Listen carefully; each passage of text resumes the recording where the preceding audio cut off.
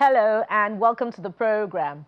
This edition of Newsroom Series covering Nigeria's Northeast. I am Bukola Koka, and we begin in Taraba State, where Governor Kefas is assuring residents of his unflinching desire to transform the state with the lean resources available at its disposal.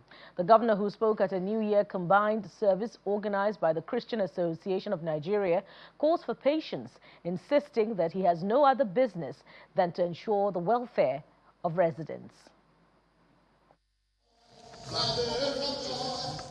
The arrival of Governor Kefas at the Secretariat of the Christian Association of Nigeria in Jalingo, the state capital, marks the commencement of a combined New Year service.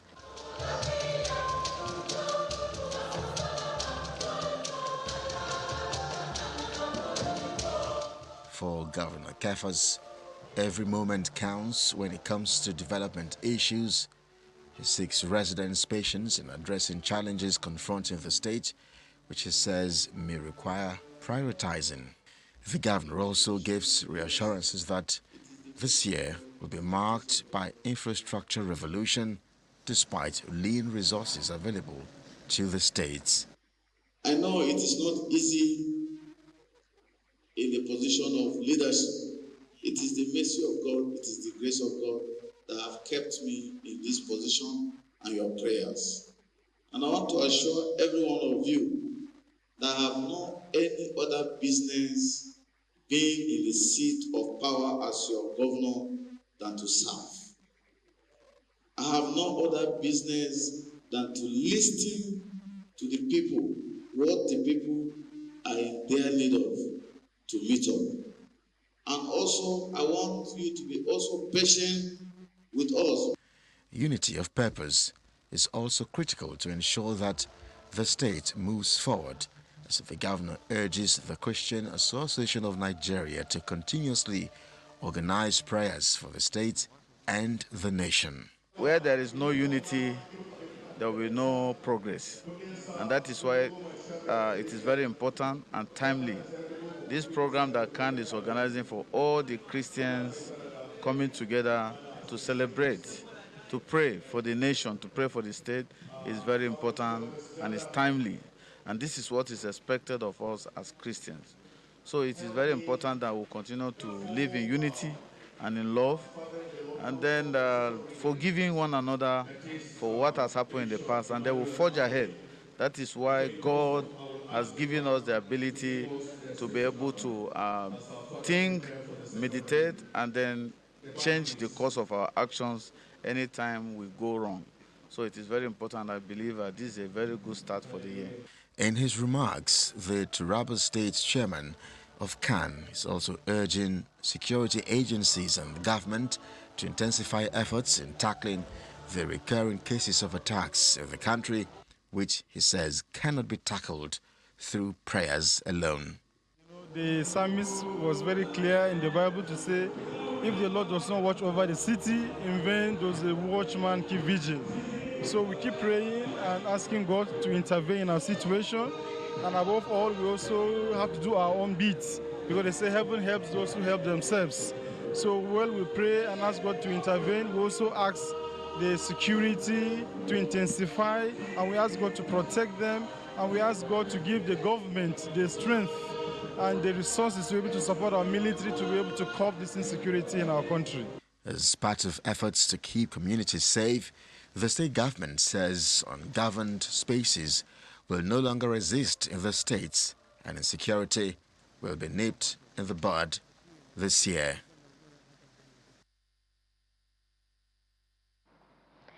And off to Adamawa State, as part of its continued efforts to promote the study of science and technology relevant to societal needs, the Modibo Adama University in Yola has signed a memorandum of understanding with the Indian Institute of Technology for the establishment of a research, development and innovation center at the university. Vice-Chancellor of the university, Professor Ibrahim Umaru, who presided over the ceremony in Yola, the state capital, appreciates the Indian Institute of Technology for its partnership, which he says is in line with the reforms embarked upon by the federal government.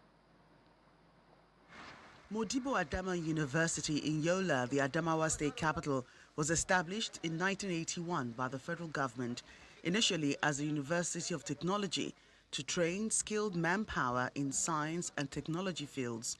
It officially transitioned to its current name in 2021 after President Muhammadu Buhari signed the establishment bill, converting it from a specialized technology university to a conventional institution.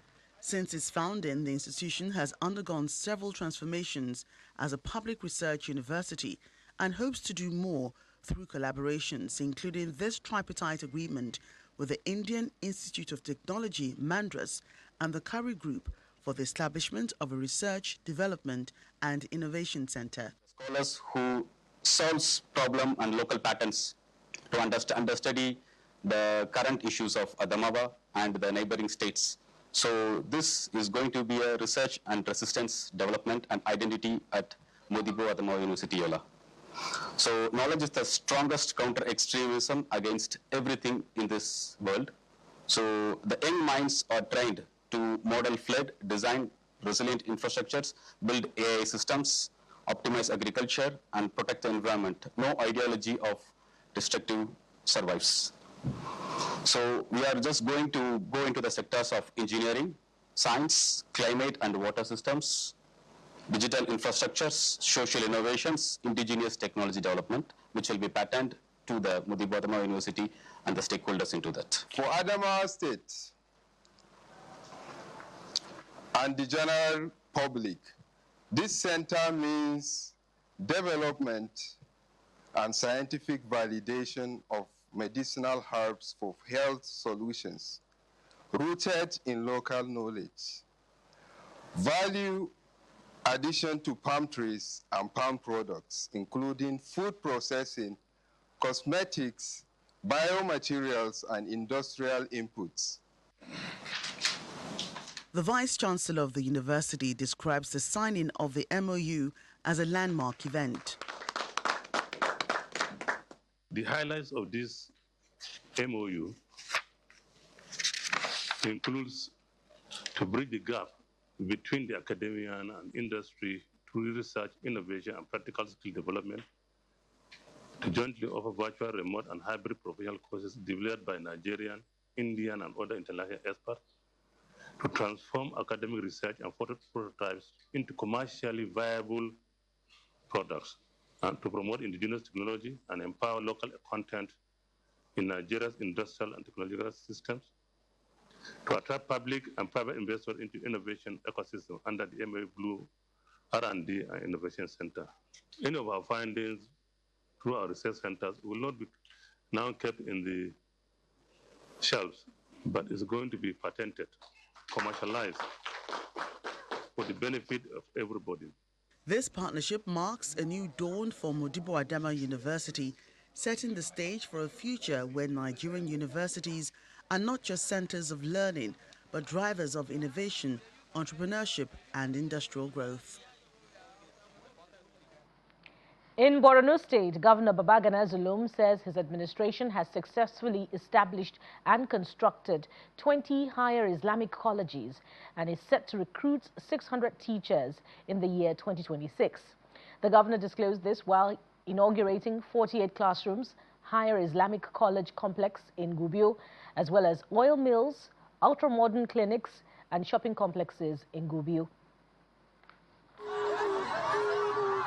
Amidst cheers, Governor Babagana Zulum and other government officials arrived Gubio for the inauguration of one of the 20 higher Islamic colleges established to address out-of-school children.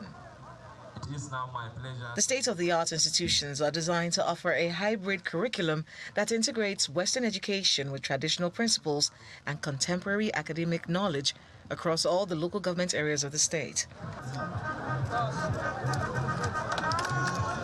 Governor Babagana Zulum explained 610 teachers will be recruited to close the manpower gap that may be faced by the schools. Commissioning of the High Islamic College Gubio is a clear demonstration of our determination and commitment to fulfill this pledge. To strengthen the capacity of our High Islamic College, we have directed the Arabic and Sangha Education Board to recruit 610 qualified teachers with an average of 30 teachers per college to address manpower gaps and reimpose the effective administration of the empire's curriculum in the state. This intervention will ensure quality teaching, improve learning outcomes, and long-term sustainability of these institutions. In line with our commitment to reducing the number of out-of-school children, these initiatives have already recorded significant progress by bringing thousands of learners into a structured, supportive, and regulated education system. On behalf of the residents, the local government chairman of Gubio, Mr. Bulama Mali, applauded Governor Zulum for restoring dignity of the returnees after years of insurgency. We sincerely appreciate your unwavering commitment to the development of Gubio local government area, particularly in the areas of education, healthcare delivery, security, and critical infrastructures. These facilities are effectively managed and sustainably utilized for the benefit of all. The governor also commissioned the Gubio oil mills, the Zulum ultra-modern clinic, and the Mustafa Gubio shopping complex, executed by the Gubio local government area.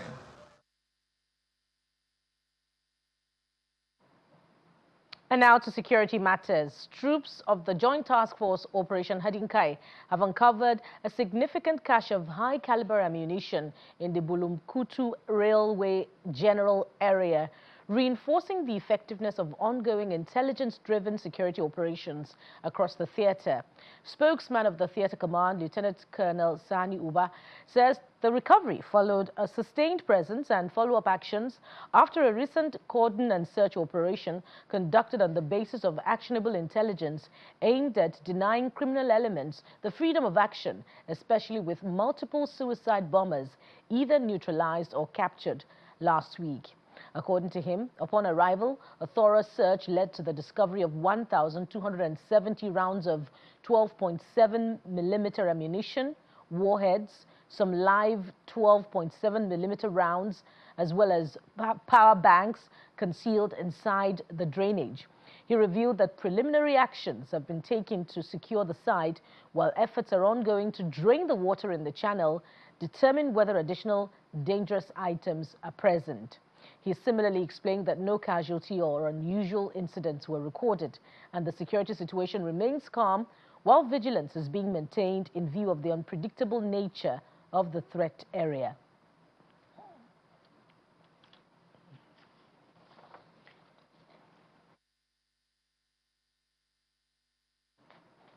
There's more to come on the program. Governor of Yobe State, Mai Mala Buni, flags off the 2026 food distribution to the vulnerable. We'll bring you details of this and more after the break. Join us again.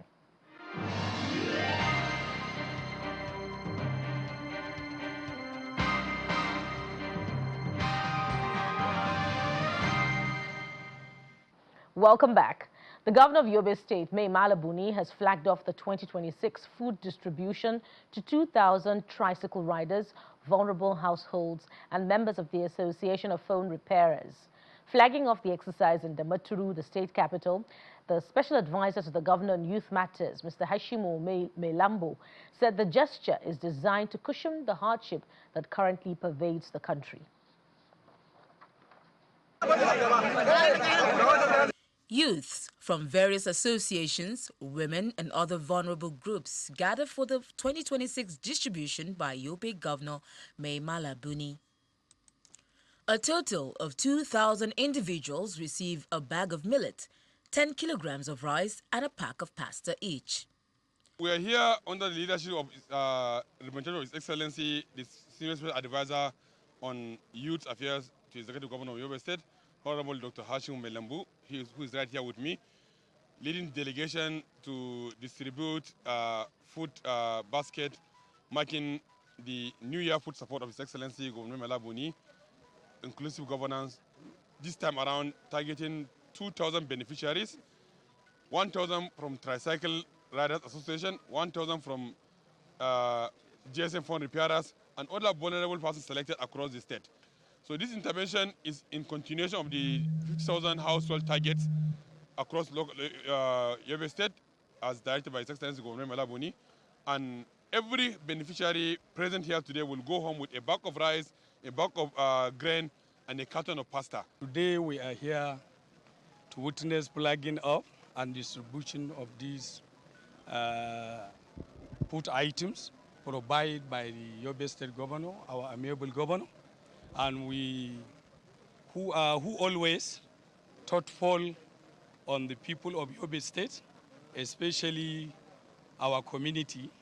The gesture is part of an initiative to bring succor to residents that facing economic hardship. The representatives of the benefiting associations thank Governor Buni for always supporting their members during times of hardship.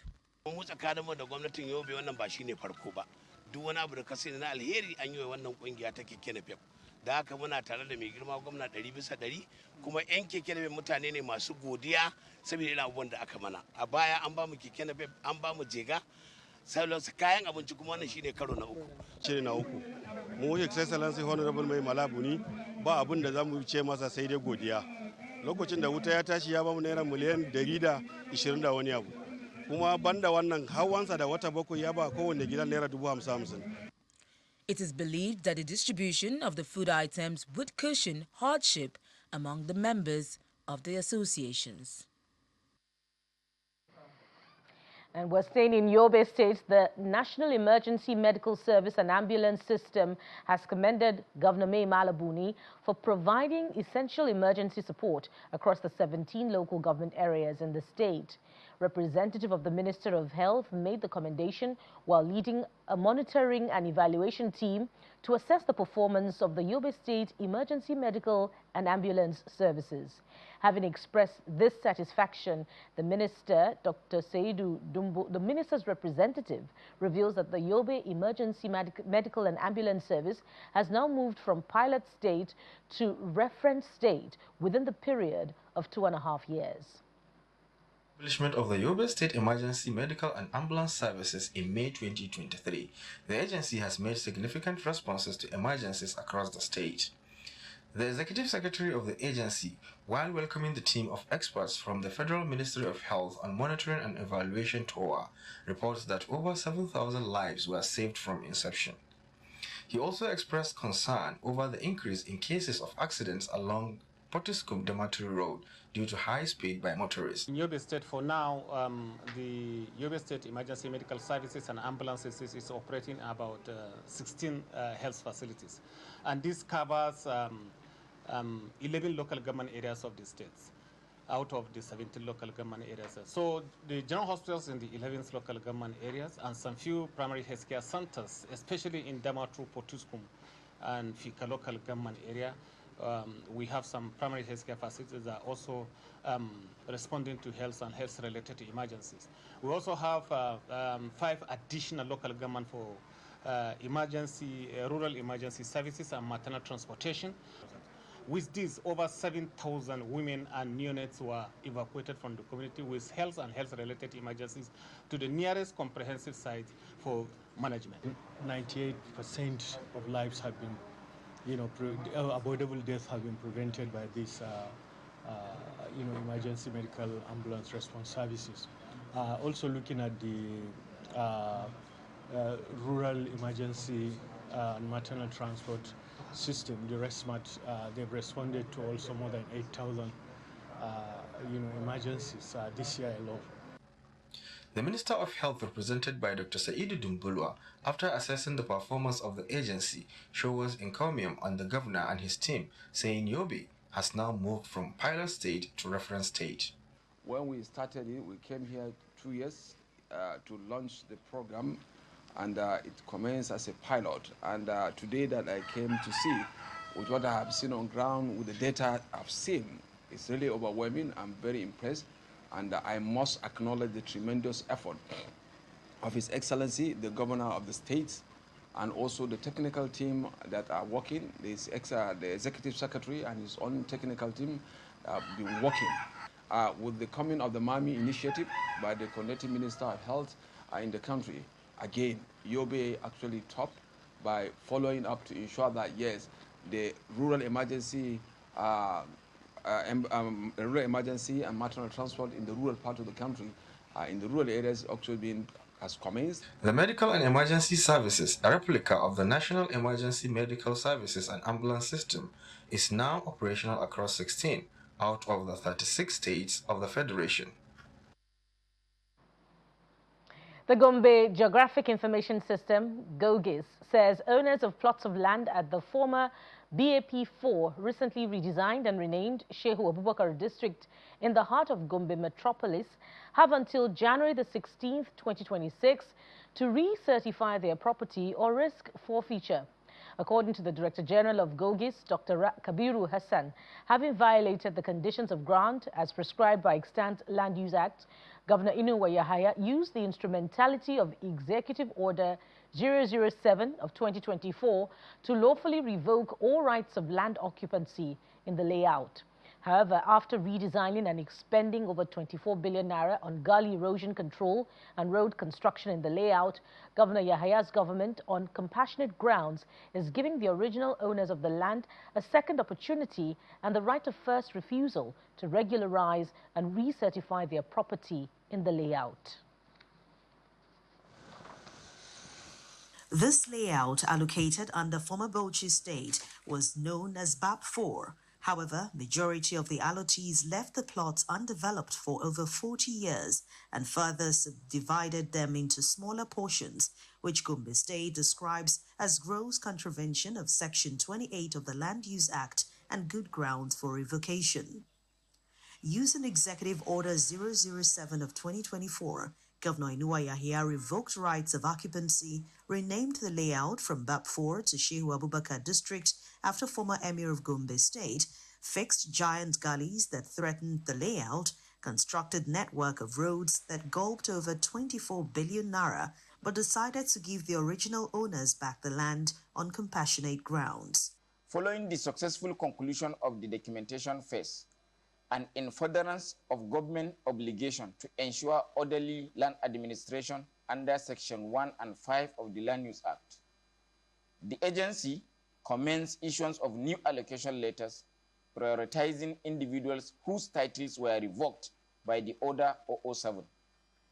Notwithstanding the expiration of the said deadline, and in clear demonstration of good faith, equity, and inclusiveness, management of the agency, with approval of His Excellency, carefully considered several representations and appeals from affected allottees who had already been duly documented but were unable to complete the process within the stipulated time frame.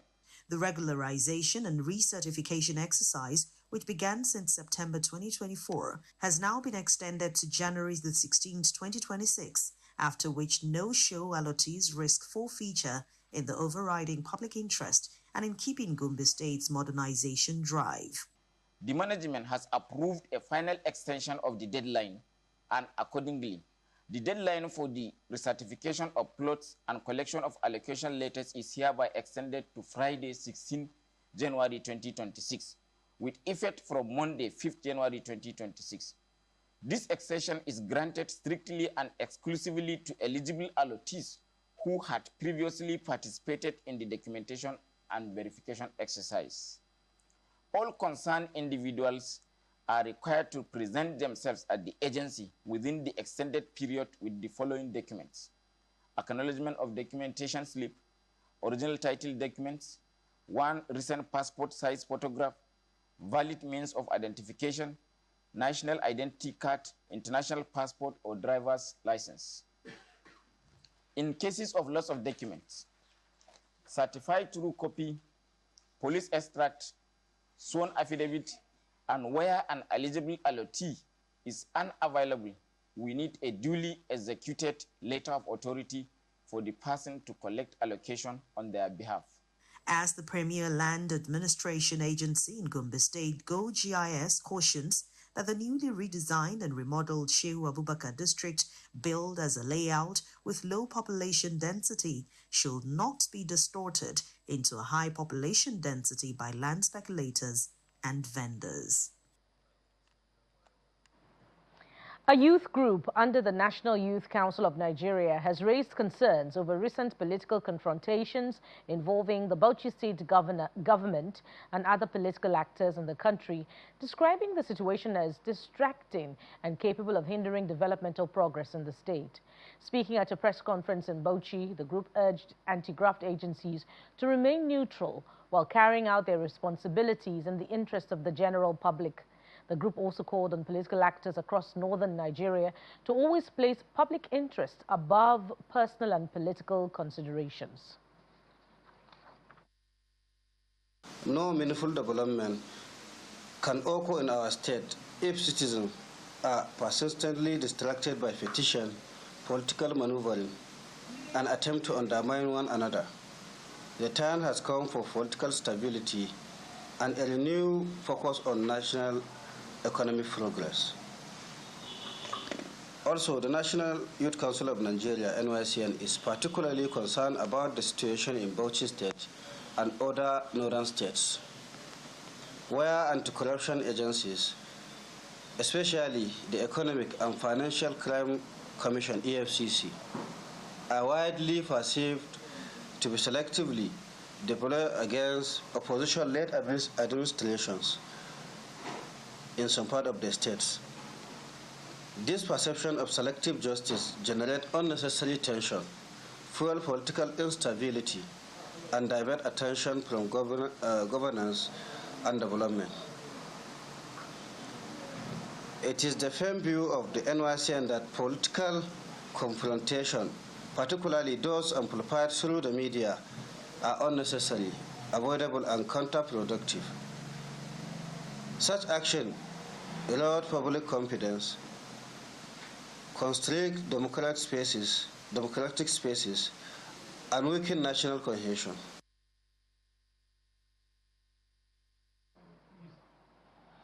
And that's it on the program. Thank you for watching today's edition of reports coming to you from northeastern part of the country. We'll bring you more editions throughout next week. Join us again. I am Bukola Koka. Bye for now.